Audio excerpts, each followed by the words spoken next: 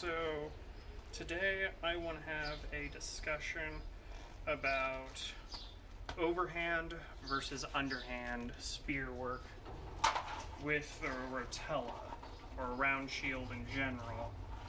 And specifically, I'm going to be focusing on partisan, but I believe this applies to any spear and shield combination.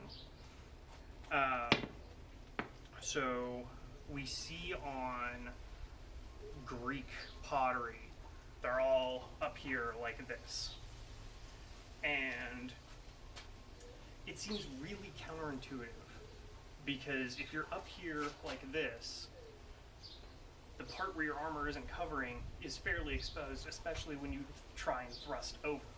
Also, your hand and your arm are really exposed, and the Greeks did not typically wear forearm protection, and gauntlets were unheard of at the time.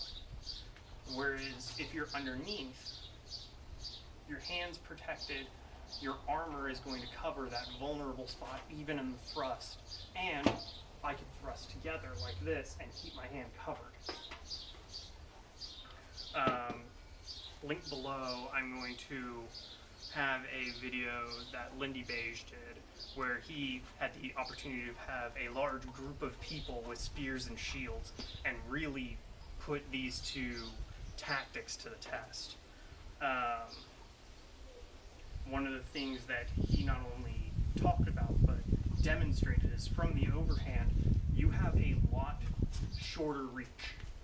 And if you've got a big spear, a big pole arm, the thing you want to use is the reach. So why would you use it in a way that limits your reach? Also, from the overhand, in a formation, I really have the downward here, a downward over here, and a downward over here. I've got really three angles of attack. Whereas from the underhand, even in formation, I can be a straight thrust here. I could probably bring my thrust under and go for the leg. I could come high here, high here. I can make all three of those same thrusts, but with more. I have more angles of attack. And again, my hand is still covered most of the time. Even with these overhand thrusts, I could join together and keep myself still very well protected and behind my guard. Now then, when we move on to the Bolognese, partisan, and rotella work, they all say the inguardia is here. And the attacks end up coming from here, or straight down, or from the side. It's very, very basic. And this made me wonder, why would they do that? Marazzo tells us you have a secondary guard from here, which I can't really do with this rotella because of the dishing. But where you're in basically, you're on guard from the partisan alone, but with the rotella at the same time. And he says this makes it really easy to discard your rotella if you need to. And I wonder why you would do that, because this rotella can be so useful in covering so many lines of attack or being an attacking object itself.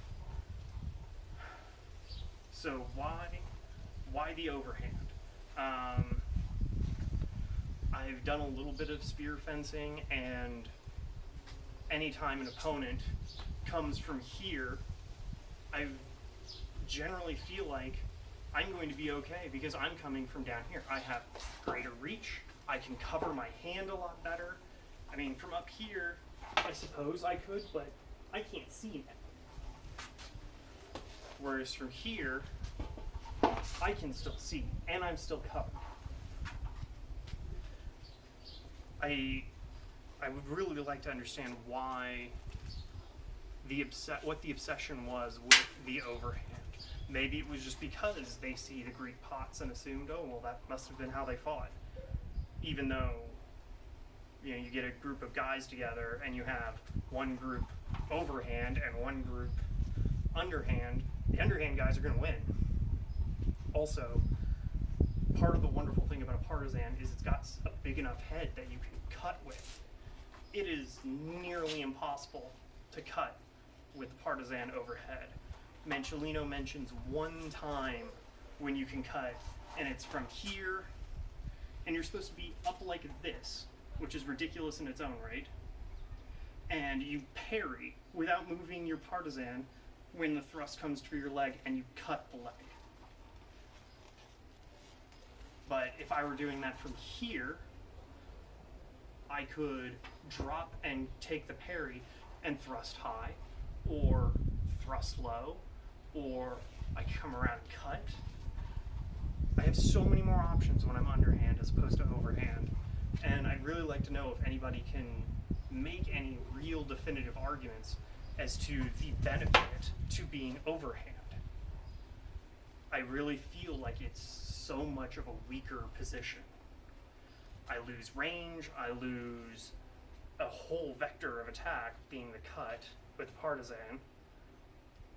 I've only got really 3 possible attack avenues, being, outside high, center high, inside high, or, this weird one that I think is the only way you can actually attack from Mancellino's point of view.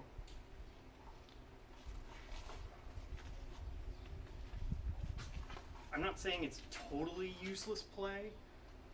I mean, a good thrust cover and then a switch would be interesting, but again, why even start from here?